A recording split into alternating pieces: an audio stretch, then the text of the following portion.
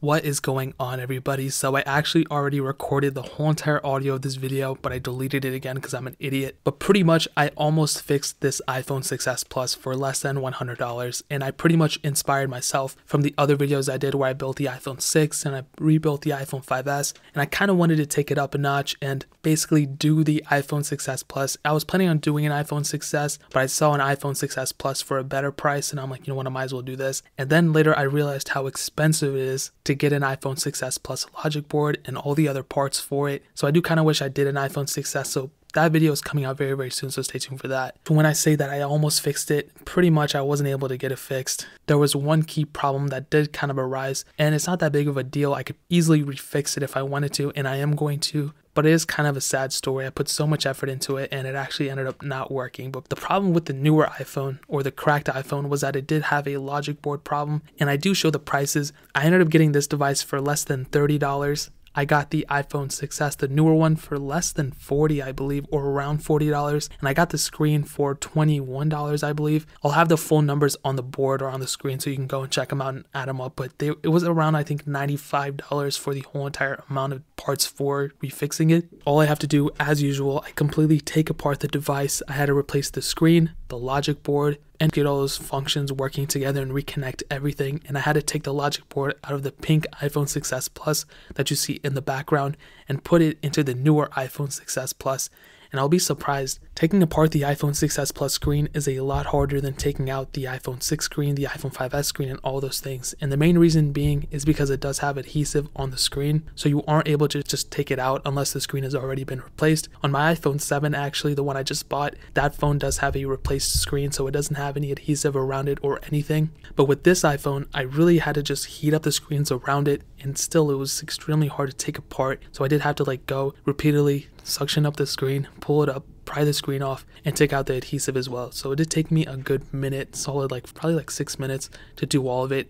I do eventually get my knife and try to pry it off that way. That was the dumbest thing I ever did, guys. Don't ever follow me on these tutorials, because this is not a tutorial. This is just me showing you how I did it. I don't think I'm a professional or anything. All I look at when I do something like this is look at the prices, because I try to show people how not easy it is to fix your phone, but how cheap it is when you do get the parts. Source the parts yourself and try to fix it. All it does take is a little bit of time and a little bit of effort and just some knowledge of how to unscrew stuff. And probably the hardest part is taking care of all the screws and making sure you don't lose any, because these things are very small. But I do eventually get the screen propped up, and it's really not that hard. The screen replacement overall is the easiest thing you'll probably ever do. So if you ever have a cracked screen or anything, just literally order the screen off eBay and just switch the displays, because it's super easy to do. It's not hard at all. So just remember to do that. If you ever need to replace your screen, literally just go buy it on eBay for $20 and just replace it yourself. Now, like I said, the hardest part about this whole entire process is taking care of those little tiny screws. Now, I have heard from a lot of you guys to actually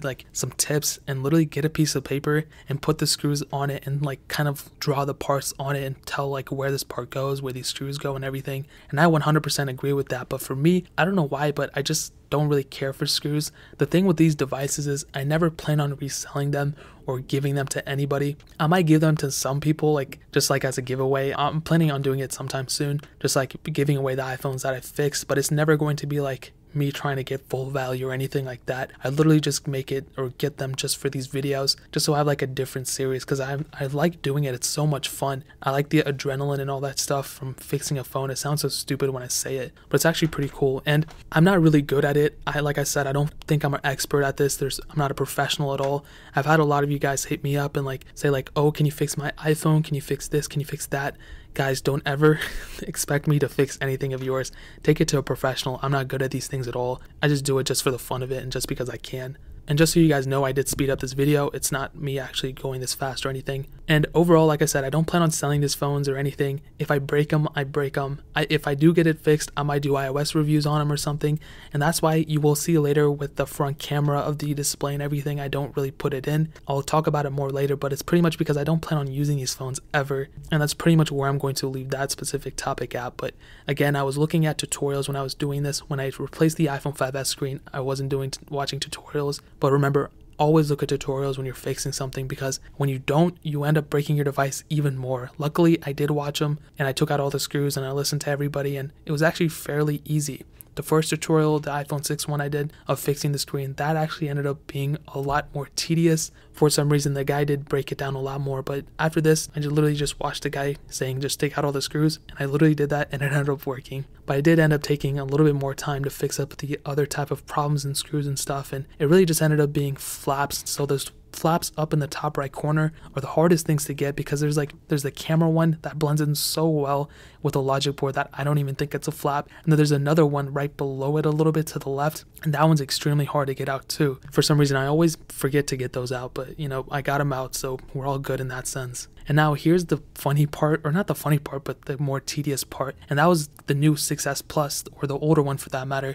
And when I saw the guy selling it, it was on eBay, I was like, you know what, this guy said that it was a clean IMEI or a clean iCloud. He said it was a financed IMEI, which I'm perfectly fine with. As long as the phone works, I'm good. And if there's no iCloud lock, I don't really care what the financed or whatever the IMEI is, because I'm never going to use it. So I ended up buying it, and I looked at the photos, and this guy said there was no power, and I thought it was a battery problem. And I'm like, you know what, it probably still is, because if you can see, I did not touch this phone at all. This is how this phone came to me. It was, the battery looked exactly like it is. It's all messed up and everything. So I kind of like took a chance and I bought it, because logic boards for the iPhone 6S Plus are super expensive. Like I said, I saw them for over $150. I'm like, that is mad expensive for a logic board for a phone. Now the only problem with getting this one that I noticed right off the bat was, one, it might not work. Okay, that was a given. But two, there's no Touch ID for this, so the Touch ID will probably never work on this phone again unless I get another logic board that has a Touch ID capable for it. So that was a chance I was willing to take, because you know what, I was like, you know, forget it. If it breaks, it breaks. It's not that big of a deal. I'm never going to use it. So I do eventually get this logic board out. The same process. I'm surprised this phone actually came with the camera sensor. I'm unsure if it works. As you can see, it's missing a lot of stuff. But the logic board came out and it looked to be fully functional. It looked to be a perfect logic board. Didn't have any missing pieces or anything.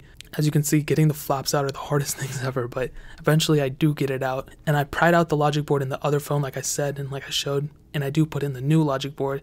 And that was pretty much the end of that specific saga of moving the logic boards around and everything. I put all the flaps back together, and then that was Gucci. And then I didn't put in all the screws yet. I just screwed in like one or two, just so I can, like, if I needed to replace it later, I can just unscrew the screws and put them in the other ones and be good to go. I don't know if I said this yet, but I do hit the camera a lot, so please forgive me for that. I kind of went, you know, MC Hammer on it, just shook it around everywhere. So like I said, getting in the flaps and everything was pretty hard. And when I did boot up the phone for the, you know what, I'm going to talk about that later, but you know, you just have to make sure that you don't use any metal. And if you're a novice, make sure just put in the battery in after you fix the display. You don't want to connect the battery. I think I did that on this one, and that might have been a problem of what I thought was going on, but it really wasn't.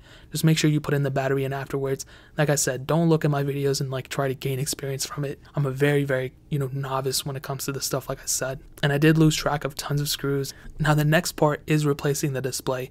Now my old display was cracked, and I was actually pretty surprised the quality of the new display that I got for like $21. I kind of do think they took the glass from an actual iPhone 6S Plus and put it on here, because it seems pretty good, and the screen was used, it looked like. But I can tell from the back that it was not like an OEM product. It was definitely like a third party who made it. And the first thing I do is usually just replace the Touch ID, because I realized how easy it is. I kind of do wish I did it on the iPhone 6, because I don't want to take it apart again, but I probably will have to. But replacing Touch ID is so easy, and if you guys ever have any problems with it, you can always go and fix it yourself, because it's so easy. Even if you need to replace the display, I would say just replace the display and put a new Touch ID sensor in it, because it makes things so much easier. And now I just screw in Touch ID and everything worked out perfectly in that sense. The button screwed in fine. I was able to connect it. And since the Touch ID is now connected to the display, it just makes things 30 times easier. When I replaced the screen for the iPhone 5S, I realized how bad the Touch ID sensor was back then, because it was connected to the actual body and not the actual phone screen. So I'm glad Apple fixed it from the iPhone 6 onward. Now the whole screen was pretty much good, and when I actually did go to switch over the front cameras, first of all, it's really not that hard to replace the front camera or to take it out. But when I did take it out, you know, the proximity sensor came out first, but just the overall adhesive from the front camera did not kind of recover well. So I wasn't able to stick the front camera back on the front panel that well. And it really wasn't that big of a deal, because you know what, I was like, I did the same thing with the iPhone 5S. I don't really plan on using this phone ever, besides for like iOS version updates and reviews and stuff. So what I did was I tried my best to stick it on. I was planning on using tape, but then like I was like, you know what, it might cause problems. I could super glue it, but if I did need to replace it later on, tape might be better, but I just ended up not putting it in eventually because I wasn't able to connect it properly, which really did kind of suck because I really wanted this phone to be working 100%. And I am kind of overall sad about the overall like aspect of this phone and eventual ending, but I'm very optimistic at the same time. So eventually I do try to connect the screen back onto the display, or onto the body for that matter, and it ended up working fine. But the way the screen is set up, the replacement display, I wasn't able to connect the display on the body that well, which is super weird because of the position of the front camera. I didn't put it in the right spot. And this is why I say, guys, I'm a novice. Don't take my advice on these things. Just watch these videos just for like entertainment value and seeing, you know, what the outcome is. Do not watch these videos to gain experience from. But I eventually try to finick with the front camera. I don't end up getting it like connected fully. So I eventually do just rip it off and connect just the display and the other display port or whatever that is, the second extension cable thing, the flap, whatever. I connect the rear camera perfectly fine. I connect everything else perfectly fine. It's just the front camera I always have trouble with. I don't even know why. As you can see, I eventually I don't get it in perfectly. I mess it up completely. But one thing to keep in mind from this whole display debacle is that whenever you're changing the display or you're messing with the display at all, always disconnect the battery. I don't know if I did it at this moment. I totally forget. I honestly, like, if I remember, I would tell you. I don't remember if I disconnected the battery or not, but that is a huge thing. Always remember to take apart the battery. You don't have to take it apart. All you have to do is disconnect it. And here you can see I eventually do plug it in and I get no power, which was super weird. So at first I thought, you know, I fried the display. So what I eventually do is I do replace the display with the new one, but I make sure with the new display that everything is perfectly fit. It's filled in and everything. And the weird thing is the display turned on because it was showing the backlight, like the backlight was turning on, but nothing was showing up on the screen. So I eventually go and plug in the old display onto the newer body, the new iCloud free logic board. Now you can see it doesn't have Touch ID or anything, but I just wanted to see and make sure everything worked. And when I go and do that and I eventually do plug it in, I end up getting like an iTunes boot up restore thing that I get all the time whenever I, you know, go to put a phone in DFU mode and I restore it back on iCloud or on iTunes for that matter. And all the flaps worked and everything. So I was like, maybe the new display doesn't work. So I kind of did freak out a little bit and I was kind of sad because I was like, you know, I spent like $21 to fix it. If the display honestly didn't work, I know I would get my money back or get a replacement sent to me. So I wasn't really freaking out about that, but I was kind of like, you know, I have to spend more time to fix it and everything. And as soon as the phone booted up, I was like, you know what, I got a working phone. This is crazy. And I got it to power up, which was I was super optimistic about it. I was like happy about it and everything. I was a little sad because the other display didn't work, but it was working at the time. And eventually, I'm just going to spoil it right now, the display did not work. And that was super weird because first I thought it was a phone with a body, but it wasn't. The display was the problem, or so I thought.